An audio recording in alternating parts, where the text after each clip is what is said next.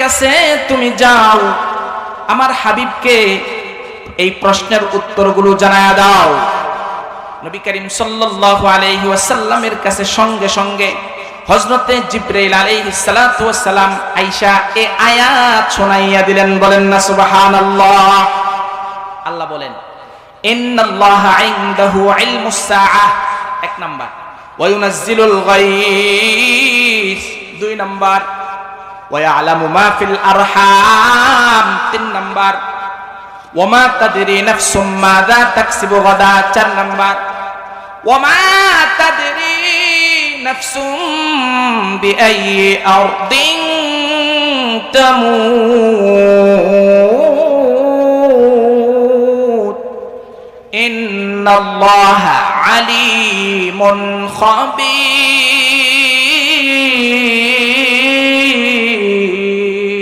আল্লাহু আকবার।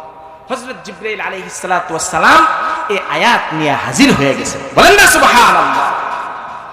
নবী করিম সাল্লাল্লাহু আলাইহি ওয়াসাল্লাম হযরত জিবরাইলের কাছ থেকে এই আয়াত শুনে এই গ্রাম্য ব্যক্তিকে উত্তর দিয়ে দিলেন। কি উত্তর দিবেন? আরবিতে আমি বললাম, বাংলা কি বলে? বাংলা 5টা বিষয় আছে। ওই গ্রাম্য ব্যক্তিকে সুন্দর করে বুঝায়া বললেন, বাবা 5টা বিষয় আল্লাহ পাক এই আয়াতের মধ্যে বলছেন, যে 5টা বিষয়ের জ্ঞান দুনিয়ার কোন মাখলুকের নাই, দুনিয়ার কোন মানুষের নাই, এমনকি আমি নবীর কাছে ওই 5টা বিষয়ের জ্ঞান নাই। বলেন না আল্লাহু আকবার। এটা কার বৈশিষ্ট্য ভাই? আল্লাহর বৈশিষ্ট্য। কার বৈশিষ্ট্য? আল্লাহ যদি সবকিছুই জানায়া দিতেন তাহলে আল্লাহর তেমন বিশেষ কোনো বৈশিষ্ট্য থাকতো না। কথা বুঝেন নাই? এজন্য আল্লাহ পাক কোরআনে আয়াত বলছেন না, আলিফ লাম মিম কাফ হা ইয়া আইন সাদ তাসিন তাসিম মিম। এই যে ছোট ছোট অক্ষরগুলো, এগুলোর জ্ঞান কোন মানুষের কাছে নাই, আল্লাহ পাক রব্বুল আলামিনের কাছে এগুলোর জ্ঞান আছে। বলেন না সুবহানাল্লাহ। আল্লাহ পাক এমন কিছু আয়াত নাজিল করে দিয়েছেন যেই সমস্ত আয়াতের জ্ঞান কোন মুফাসসির, কোন মুহাদ্দিস কারো কাছে আল্লাহ পাক দেন নাই। কেন? এগুলো আল্লাহর বিশেষ বৈশিষ্ট্য, এগুলো আল্লাহ চাচ্ছেন গোপন রাখার জন্য, আল্লাহ পাক গোপন করে রাখছেন কিয়ামত পর্যন্ত। এগুলোর রহস্য উদ্ঘাটন করে কোনো মানুষ, কোন নবী আম্বিয়া কেউ পারবে না। বলেন ঠিক কিনা? আপনারা জানেন হযরত মাওলানা শাহ আশরাফ আলী থানভী নওয়ারাল্লাহু মারকাদাহু ওয়া জাআলাল জান্নাতা মাসওয়া, হযরত আশরাফ আলী থানভী রাহমাতুল্লাহ আলাইহি উনি যে কয়দিন হায়াত পাইছেন, ওই 3 ডাবল যদি আমি হায়াত পাইতাম তাহলে ওই এক হায়াতে যতটুকু কিতাব লিখছেন 2500 কিতাব লিখছেন। আল্লাহু আকবার। আমরা ওই আশরাফ আলী থানভীর মতো 3 ডাবল যদি হায়াত পাইতাম, ওনার মতো কিতাব লিখে আমরা শেষ করতে পারতাম না। বলেন না সুবহানাল্লাহ। আশরাফ আলী থানভী রাহমাতুল্লাহ আলাইহির স্ত্রী ছিল 2 জন, ওনার কোনো সন্তান সন্ততি ছিল না। এই জন্য ওনার যত কিতাব, মারিফুল কোরআন সহ অনেক কিতাব আছে। আশরাফ আলী থানভী রাহমাতুল্লাহ আলাইহির অনেক কিতাব আছে। এমদাদুল ফতোয়া আমার কাছে আছে, প্রায় 12 খণ্ডের কিতাব, অনেক কিতাব লিখছেন। এই সমস্ত কিতাবগুলো ওনার যেহেতু সন্তান সন্ততি ছিল না, সমস্ত কিতাব হযরতে শফি রহমাতুল্লাহি আলাইহি, বর্তমানে তকি উসমানীর আব্বা, তকি উসমানী দামাত বারকাতুহুল আলিয়া এখনো বেঁচে আছেন, ওনার আব্বা শফি রহমাতুল্লাহ আলাইহির কাছে দেয়া গেছে। বলেন না সুবহানাল্লাহ। আর শফি রহমাতুল্লাহ আলাইহি এই সমস্ত কিতাবগুলো আগে তো এত আপনার বড় বড় মিশিং ছিল না, নিজের হাতে বাধাই করতেন, নিজের হাতে বাধাই করে ওই সমস্ত কিতাবগুলো সেলাই করে, ঘাম দিয়ে বাধাই করে ওইগুলো কি করতেন? মার্কেটে ছাড়তেন। বলেন না সুবহানাল্লাহ। এই সমস্ত কিতাব আমাদের কাছে আছে। তো আশরাফ আলী থানভী রাহমাতুল্লাহ আলাইহি উনার রুচি ছিল খুব সূক্ষ্ম, উনার মেজাজ ছিল খুবই গরম, উল্টা পাল্টা তিনি বরদাস্ত করতে পারতেন না। গ্রাম থেকে এক সরল মনা ব্যক্তি, গ্রামের এক বৃদ্ধ ব্যক্তি, সে লাউ বুনছে, লাউ গাছ বুনছে, লাউ গাছ বোনার পরে লাউ হয়েছে, সে মনে মনে নিয়ত করছে, আমার এই বাগানের যে প্রথম লাউটা হবে, প্রথম কুমড়াটা হবে, এই প্রথম কুমড়াটা আমি নবী করিম, আমি আশরাফ আলী থানভী রাহমাতুল্লাহ আলাইহিকে হাদিয়া দিব। বলেন না সুবহানাল্লাহ। আমার এলাকাতে অনেক মহব্বতের মানুষ আছে, প্রথমে যে কোনো জিনিস করলে আমার বাড়িতে আগে অল্প পাঠায়া দেয়। এটা মহব্বত, এটা হলো ভালোবাসা।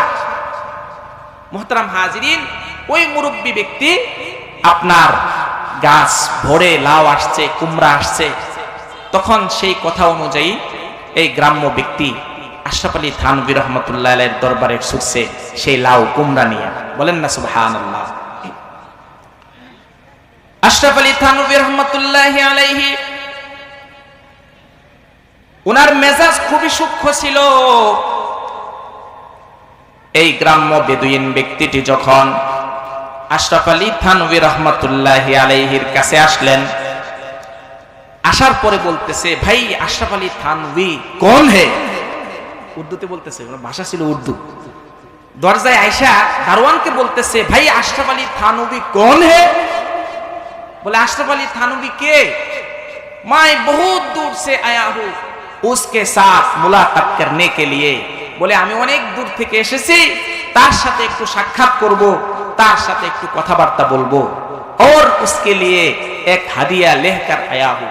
बोले তার জন্য একটা হাদিয়া নিয়ে আসছি।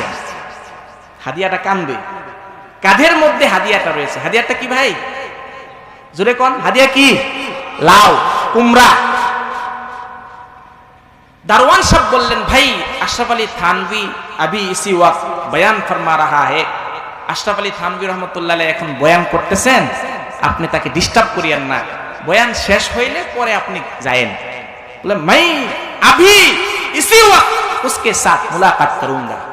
গ্রামের মানুষ তো বুঝেন নাই, বলে আমার এত টাইম নাই, আশরাফ আলী থানভী বয়ান করতেছে, অসুবিধা নাই, আমি এখনই এই সময়ই আশরাফ আলী থানভীর কাছে গিয়ে সাক্ষাৎ করব।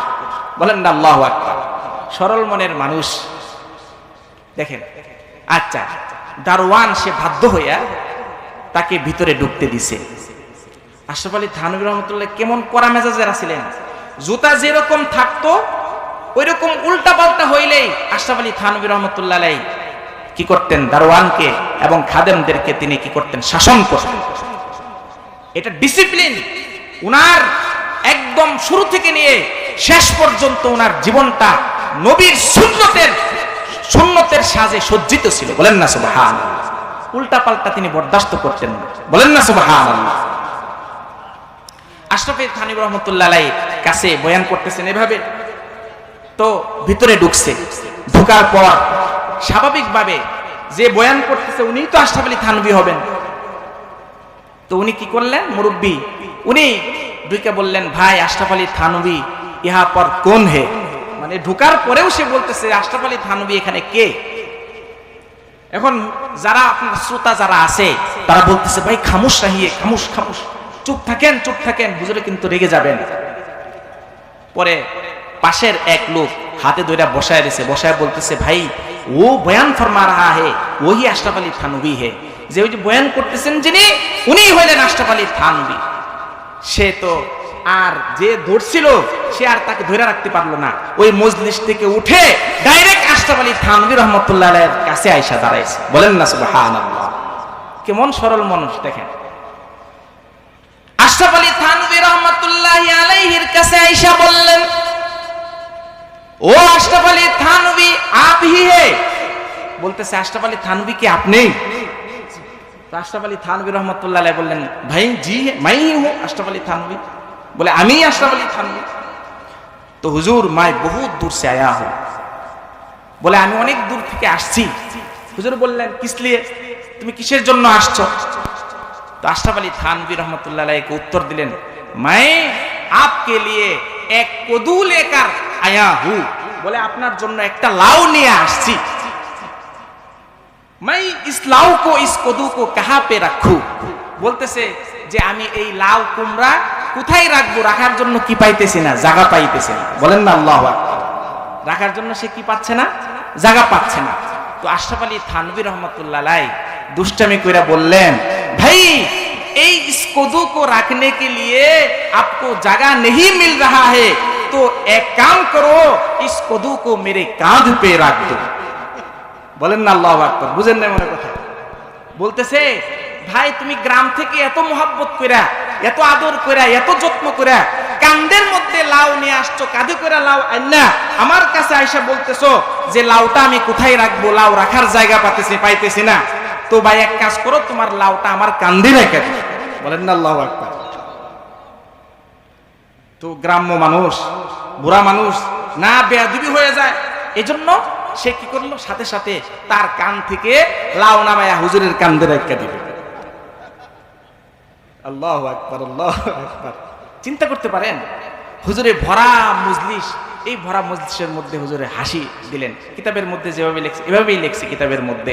আল্লাহু আকবার। এই গ্রামের সরল মানুষদের, তারা সরল সোজা মানুষ হিসেবে এভাবেই তাদের কি থাকে, জীবন যাপন থাকে। এরকম একজন গ্রাম্য ব্যক্তি নবী করিম সাল্লাল্লাহু আলাইহি ওয়াসাল্লামের দরবারে গিয়ে উপস্থিত হয়েছে। বলেন না সুবহানাল্লাহ। কথা কি বুঝতেছেন? গ্রামের মানুষ কেমন সরল হয় আর কি, এই ঘটনাটা আপনাদেরকে বুঝাইলাম। নবী করিম সাল্লাল্লাহু আলাইহি ওয়াসাল্লামকে বললেন, ইয়া রাসূলুল্লাহ, ইয়া হাবিবাল্লাহ, আমি অনেক দূর থেকে এসেছি, অনেক কষ্ট করে এসেছি। ইয়া রাসূলুল্লাহ, ইয়া হাবিবাল্লাহ, আমার স্ত্রী গর্ভবতী, আমি আপনার কাছে জানতে চাই। ইয়া রাসূলুল্লাহ, ইয়া হাবিবাল্লাহ, আমার স্ত্রীর কি সন্তান হবে, ছেলে না মেয়ে হবে, এই বিষয়টা জানার জন্য আপনার কাছে এসেছি। বলেন না আল্লাহু আকবার। এই গ্রামের ব্যক্তি আয়েশা নবী করিম সাল্লাল্লাহু আলাইহি সাল্লামকে কি করছেন, বলছে যে আমার স্ত্রী গর্ভবতী, আমার স্ত্রীর গর্ভে ছেলে সন্তান হবে নাকি মেয়ে সন্তান হবে, এই বিষয়টা জানার জন্য আপনার কাছে এসেছি। নবী করিম সাল্লাল্লাহু আলাইহি ওয়াসাল্লাম, এই ঘটনাটা কোথায় আছে?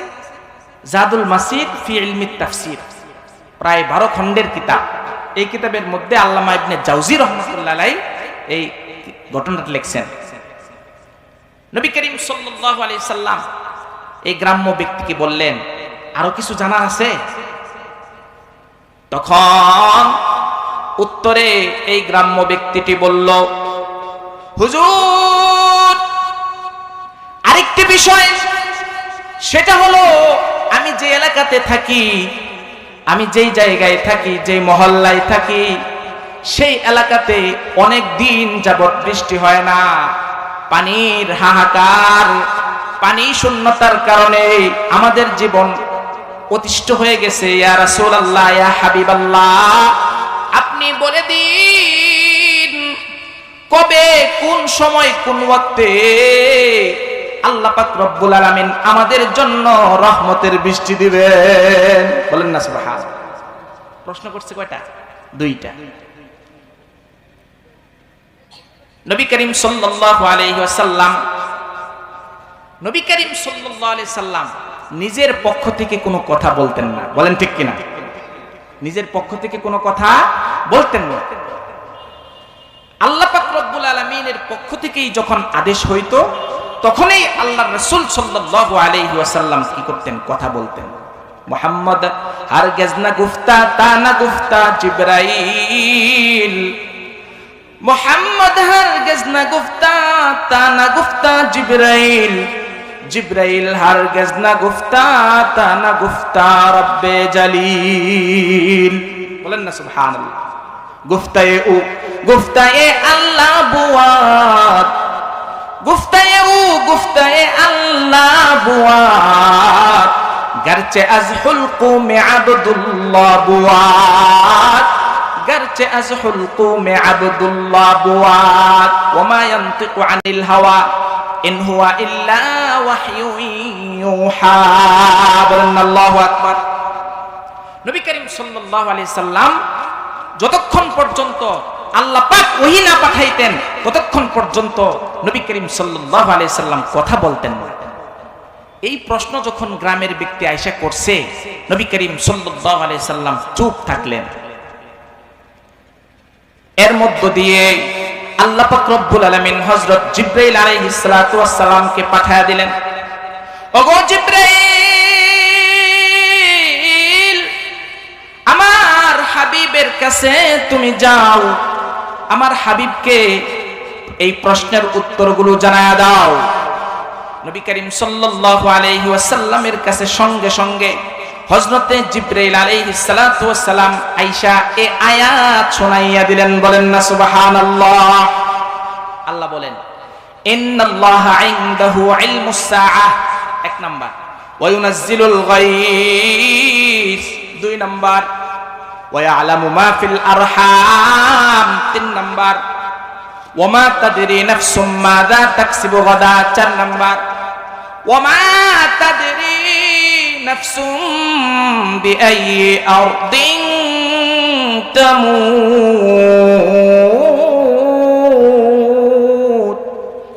ইন্নাল্লাহা আলিমুন খাবীর।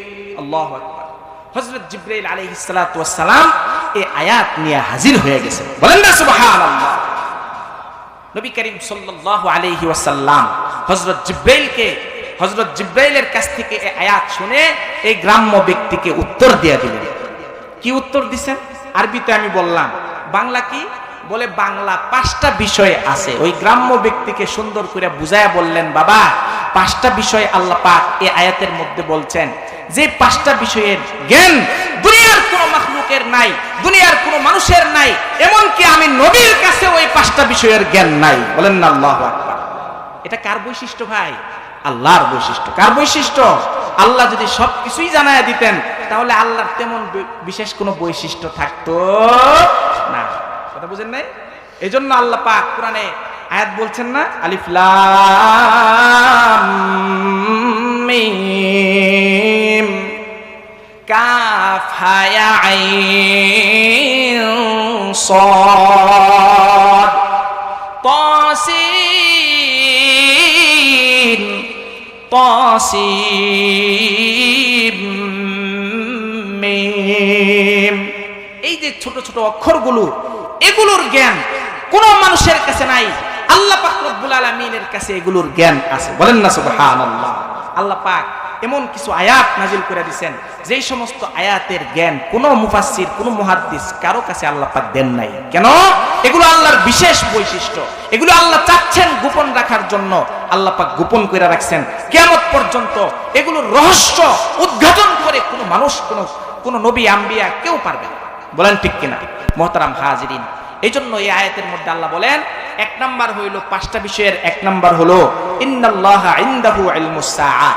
আল্লাহ পাক রব্বুল আলামিনের কাছে 5টা বিষয়ের জ্ঞানের মধ্যে এক নাম্বার হইল কিয়ামত কবে সংগঠিত হবে, এই জ্ঞানটা শুধুমাত্র কার আছে ভাই? জোরে বলেন, কার আছে? আল্লাহ পাক রব্বুল আলামিনের আছে, এক নাম্বার। 2 নাম্বার, ওয়া ইউনাজ্জিলুল গায়স, কোন জায়গায় কখন কোন অবস্থাতে বৃষ্টি হবে, এই বৃষ্টি হওয়ার জ্ঞান শুধুমাত্র কার কাছে আছে? মানুষ বলতে পারবে কোথায় কোন জায়গায় বৃষ্টি হবে?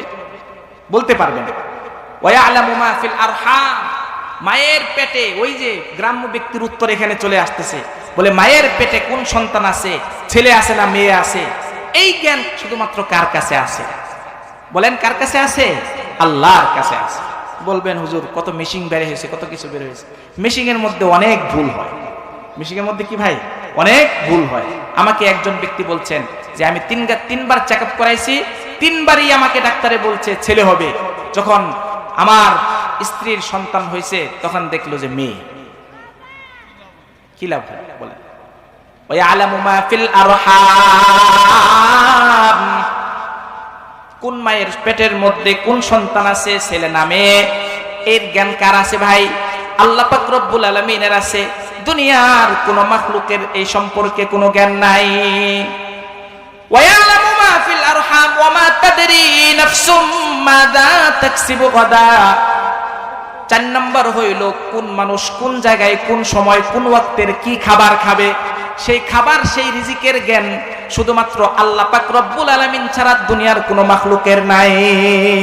সর্বশেষ, ওমা তাদরি নাফসুম মাযা তাকসিবু গাদা ওমা তাদরি নাফসুম বিআইয়ি আরদিন তামুত, কোন মানুষ কোন জায়গায় কোন অবস্থাতে মৃত্যুবরণ করবে, এই মৃত্যুর সংবাদ দুনিয়ার কোন মাখলুকের কাছে নাই। বলেন ঠিক কিনা? তাহলে 5টা বিষয় এই আয়াতের মধ্যে আল্লাহ পাক রব্বুল আলামিন বললেন। এজন্য ইমাম মালিক রাহমাতুল্লাহি আলাইহি উনি মদিনাতে বসবাস করতেন। মদিনা থেকে 1 মিনিটের জন্য তিনি বের হইতেন না। ওনার মনের একটা আশা ছিল, আকাঙ্ক্ষা ছিল, যে আমার মৃত্যু যেন মদিনাতেই হয়, নবী করিম সাল্লাল্লাহু আলাইহি সাল্লামের মৃত্যুর সাথে যাতে আমার মৃত্যুর মিল থাকে। এই জন্য মদিনা থেকে অনেক ছাত্র দূর দূরান্ত থেকে আসতো দাওয়াত নিয়ে। উনি কোনো দাওয়াত কবুল করতেন না, মদিনা থেকে বের হইতেন না। ছাত্ররা জিজ্ঞেস করলো, হুজুর আপনি মদিনা থেকে কেন বের হন না? ইমাম মালিক রহমতুল্লাহ আলাইহি বলেন, আমি এজন্য বের হই না, যদি মদিনা থেকে বের হই, যে সময়ে বের হইলাম এই সময়ে যদি আমার মৃত্যু হয়ে যায়, তাহলে আমার মৃত্যুর সাথে নবীর মৃত্যুর কি হইল না, মিল হইল না, এজন্য আমি মদিনা থেকে বের হই না। এভাবে চিন্তা করতে করতে একদিন তিনি ঘুমাইছেন, ঘুমের ঘরে নবী করিম সাল্লাল্লাহু আলাইহি ওয়াসাল্লামকে স্বপ্নে দেখলেন। বলেন না সুবহানাল্লাহ। স্বপ্নে দেখে হুজুরে জিজ্ঞেস করলেন, হুজুর আপনার কাছে একটা বিষয় আমি জানতে চাই। নবী করিম সাল্লাল্লাহু আলাইহি ওয়াসাল্লাম বললেন, কি বিষয় জানতে চাও? তিনি বললেন, আমি একটা বিষয়, সেটা হলো আমার মৃত্যু কোন জায়গায় কোন অবস্থাতে হবে। হে নবী, আপনি যদি বলে দিতেন তাহলে আমার জন্য মেহেরবানি হইতো, মৃত্যুর সময় আমি মদিনাতেই থাকতাম, মদিনা থেকে বের হইতাম না, আপনার মৃত্যুর সাথে যাতে কি হয়ে যায়, মিলে যায়। তখন নবী করিম সাল্লাল্লাহু আলাইহি ওয়াসাল্লাম উত্তরে কোনো কিছুই বলেন নাই, শুধুমাত্র এভাবে 5টা আঙ্গুল দেখায়া দিয়েছেন। এভাবে কয়টা আঙ্গুল দেখাইছেন ভাই? 5টা আঙ্গুল দেখায়া ইশারা দিলেন। ইশারা দেওয়ার পরেই উনার ঘুম ভেঙে গেছে। ইমাম মালিক রহমতুল্লাহি আলাইহি একজন খাদেম পাঠাইছেন সেই মদিনাতুল মুনাওয়ারায়। মদিনাতুল মুনাওয়ারায় ইমাম মালিক রহমতুল্লাহ আলাইহি থাকতেন, মক্কায় পাঠাইলেন। মক্কায় সে সময় আল্লামা ইবনে সিরিন রহমতুল্লাহ আলাইহি উনি ছিলেন। উনি স্বপ্নের ব্যাখ্যা সম্পর্কে আল্লাহ পাক উনাকে অগাধ জ্ঞান, অগাধ ইলম দান করেছিলেন। তখন খাদেমকে পাঠাইছে, তুমি ইবনে সিরিনের কাছে যাও এবং এই 5 আঙ্গুল দ্বারা যে ইশারা করা হইলো, আল্লাহর রাসূল ইশারা করলেন, এর দ্বারা কি বুঝাইছেন এই বিষয়টা বোঝা দরকার।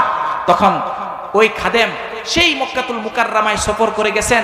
যাওয়ার পর ইমাম মালিক রহমতুল্লাহি আলাইহির কথা না গোপন রেখে জিজ্ঞেস করছেন, এক ব্যক্তি এরকম আল্লাহর রাসূলকে স্বপ্নে দেখছে, আল্লাহর রাসূল সাল্লাল্লাহু আলাইহি ওয়াসাল্লাম 5টা আঙ্গুল দেখাইছেন, এটার কি ব্যাখ্যা হইতে পারে?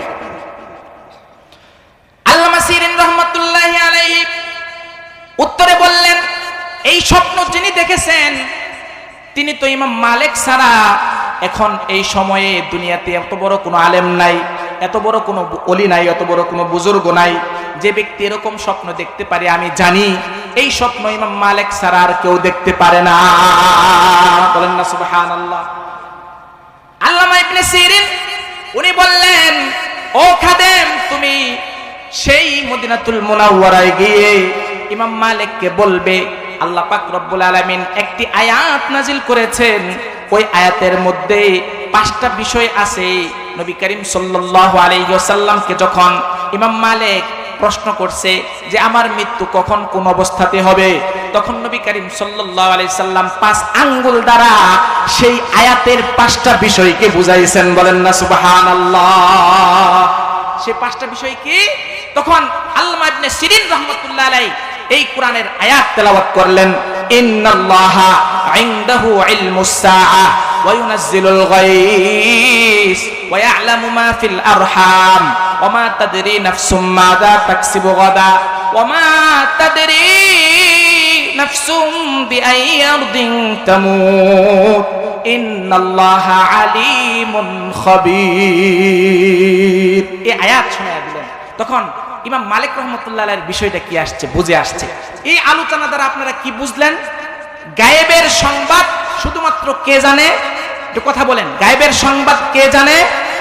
দুনিয়ার কোন ফকির, দুনিয়ার কোন ওলি, দুনিয়ার কোন গাউস, দুনিয়ার কোন নবী গায়েবের সংবাদ কি জানে ভাই? গায়েবের সংবাদ জানে না। যারা বলে নবী গায়েব জানে, নিঃসন্দেহে তারা আল্লাহ পাক রব্বুল আলামিনের এই কোরআনের আয়াতকে তারা অস্বীকার করতেছে। বলেন ঠিক কিনা? নবী যদি গায়েব জানতেন তাহলে ইউসুফ আলাইহিস সালাতু ওয়াস সালামের এত লম্বা ঘটনা বর্ণনা করে নবী করিম সাল্লাল্লাহু আলাইহি ওয়াসাল্লামকে এই কথা বলার দরকার ছিল না। যালিকা মিন আম্বাইল গায়ব। ও নবী, আপনাকে ইউসুফের ঘটনা জানাইছি, আপনাকে ইউনুস আলাইহিস সালাতু ওয়াস সালামের ঘটনা জানাইছি, আপনাকে জাকারিয়া আলাইহিস সালাতু ওয়াস সালামের ঘটনা জানাইছি। এই সমস্ত ঘটনা ছিল অদৃশ্যের সংবাদ, গায়েবের সংবাদ। আপনি জানতেন না, আমি আল্লাহ পাক রব্বুল আলামিন কোরআনের আয়াত নাযিল করে আপনাদেরকে আপনি নবীকে জানাইছি। বলেন ঠিক কিনা? সুতরাং গায়েবের সংবাদ আপনি জানেন না। গায়েবের সংবাদ এটা শুধুমাত্র আমি আল্লাহর বিশেষ এক বৈশিষ্ট্য। বলেন ঠিক কিনা? সুতরাং এখন যারা বলবে যে গায়েব নবী গায়েব জানে, নিঃসন্দেহে তারা কোরআনের অস্বীকারী। বলেন ঠিক কিনা?